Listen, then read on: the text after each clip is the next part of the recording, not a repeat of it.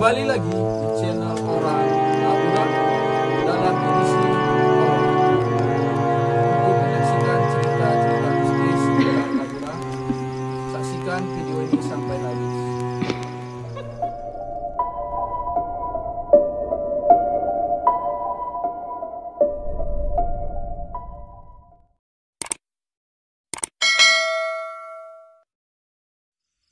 Di episode kali ini kita akan mendengarkan cerita mistis salah satu kru Orang Madura, di mana cerita ini menimpa salah satu keluarganya.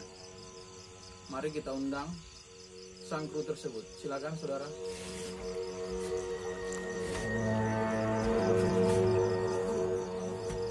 Oke, apakah benar pernah terjadi cerita mistis dalam hidup Anda? Itu pernah, itu terjadi sama orang tua saya. Ini orang tuanya ayah dan ibunya. Pernah mengalami. Jadi sekitar cerita ini terjadi tahun kurang lebih 2010 kalau nggak salah ya. Ya, 2010. bisa, ya, itu 2010. Ini menimpa salah satu teman kami. Bukan salah satu, tapi ada 2 orang teman kami. Kejadian ini kira-kira pada bulan 12 2010. Usianya mungkin pada saat sekarang jika dia masih hidup adalah 26 dan 23 tahun. Tapi kami tidak ingin menggunakan namanya karena ini hanyalah sebuah cerita yang dialami oleh ibunda saudara Bom. Cerita ini sangat mengisahkan betapa horornya kampung kami setelah terjadinya kecelakaan yang menimpa kedua sahabat kami. Nah, bagaimana kronologis kejadian cerita mistis tersebut? Mari kita dengarkan langsung dari saudara Bom. Ya, cerita itu berawal mula dari ibu saya keluar jam 5 pagi. Nah, jam 5 pagi ini melakukan apa nih? Mau biasalah kan orang-orang mau olahraga pagi. Tapi keluarnya terlalu pagi kali.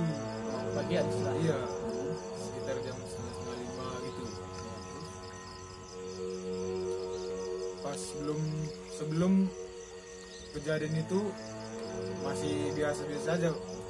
Sebelum kejadian itu pun ada dipikir saya ada orang mau ke kantor kerja gitu kan. Jadi sedikit ini rumah saudara Bom ini dekat dengan kantor. Nah, jadi biasanya kalau di kantor itu ada orang ke kantor pukul 5 pagi ya. Seperti itu kejadiannya. Ya,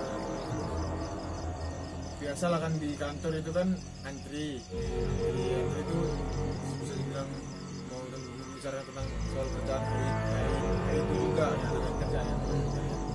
Jadi keluarlah karena ada orang lewat, jadi keluarlah ibu saya gitu kan, keluar ya nggak perasa biasa, tapi pun karena nggak ada itu, kalau nggak ada itu dia takut karena ada orang lewat itu kan ya. Jadi ada orang salah keluar kan, itulah keluarlah kan jam 4:30 itu masih biasanya lari pagi ya kan, balik lagi situ di sekitaran deket samping rumah saya gitu ya kan.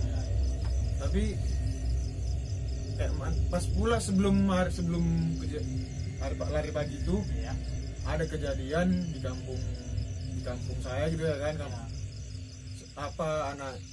Seorang anak muda Dua orang kecelakaan naik sepeda motor. Ya. Tapi gimana gitu ya, parah, nggak hidup lah gitu, meninggal gitu kan. Meninggalnya nggak wajar. Itulah kan beberapa hari pasca meninggal itulah kejadian orang tua saya lari pagi. Tapi di pagi hari itu ada satu kejadian yang aneh.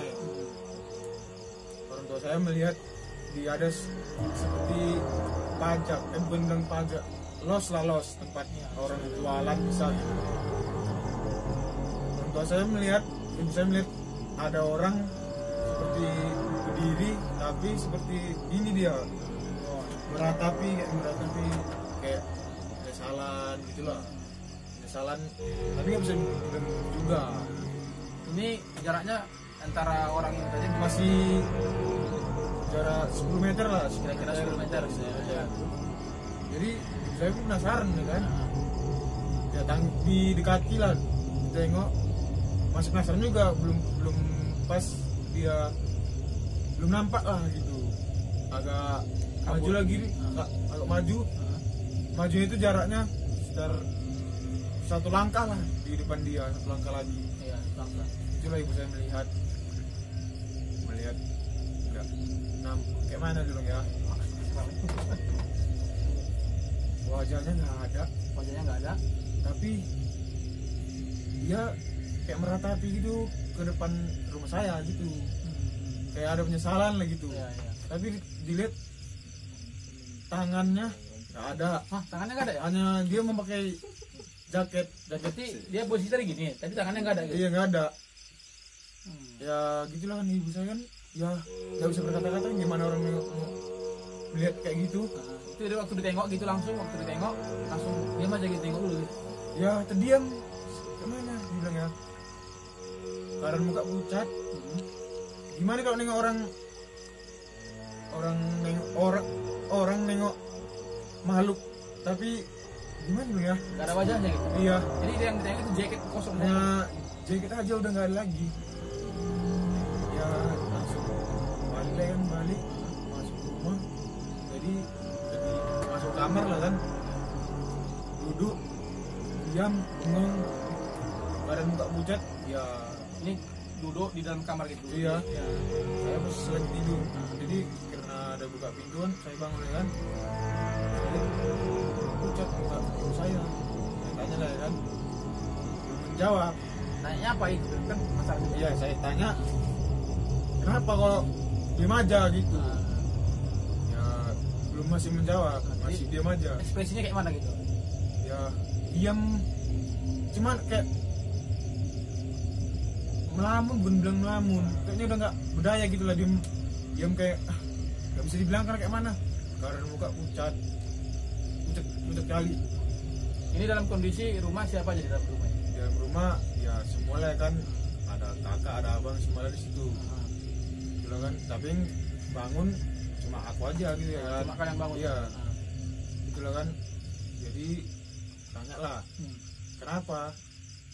Masih baru menjawab. Ada di apa, mama tengok ini di pajak itu, tapi mama datangi nggak ada mukanya, hanya pakai jaket aja. Iya, tangannya pun nggak. Jadi udah nengok itu, ngomong kayak mana nih, udah lari lah, nggak bisa lagi ngomong, itu diam. Jadi lari dari pajak ini Iya, dari langsung rumah. lari, tapi larinya nggak seperti lari kayak kita lari biasa gitu, nggak, larinya nggak bisa lari kencang kali gitu. Hanya tapi dibilangnya lari gitu. Jadi itulah kejadiannya itu ya. Jadi Iya. setelah itu kapan ibu ini cerita sama kamu? Ceritanya yang sebetulnya ceritanya besok paginya, esokan paginya gitu lah. Esokan harinya Iya. baru cerita lagi ya. Cerita. Jadi kalau menurut pribadi lah ini, kamu pernah juga ngalami seperti ini? Kalau ngalami ya nggak pernah ngalami. Tapi dengar ceritanya itu ya percaya karena ada kejadian. Posisi pun itu lelaki itu.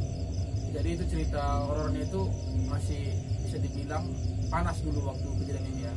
Jadi waktu itu aku posisinya masih anak-anak SMA, sampai semua satu kampung ini dengar gitu cerita ini. Makanya kita mau suruh Bom cerita kayak mana, klarifikasi dia langsung ya kan, karena dia salah satu yang ada di situ gitu. Anak dari seorang yang melihat gitu kan. Nah, jadi itu juga banyak beberapa kali penampakan yang dilakukan. Tapi ini berkaitan dengan kecelakaan ini tadi ya. Seperti yang kita tahu di Pondok Seng ya, di Pajak katanya. Jadi di Pondok Seng itu kejadian yang juga masih sama mungkin katanya orangnya. Sebelum beberapa hari setelah kecelakaan itu ada beberapa kali terdengar kabar-kabar di situ ada orang-orang yang berkereta-kereta, tapi nggak ada orangnya gitu ya kan, itu kan kita kan. Nah itulah beberapa. Jadi di kampung kami ini sempat jadi horor gitu. Jadi nggak ada yang berani keluar di atas jam 9 malam gitu. Apa Ya. lah, takut gitu. Takut ya. Takut lagi. Oke. Ya. Ini adalah salah satu foto cerita mistis yang dialami oleh saudara Bombong. Jalan. Ibu ya. Tapi kan ngaruh juga ke kau gitu. Tetap juga kau jadi takut kan? Iya, Ngaruh kan? Karena dari ibu sendiri ya kan yang mengalami, jadi kan nggak mungkin bohong Ya, itu.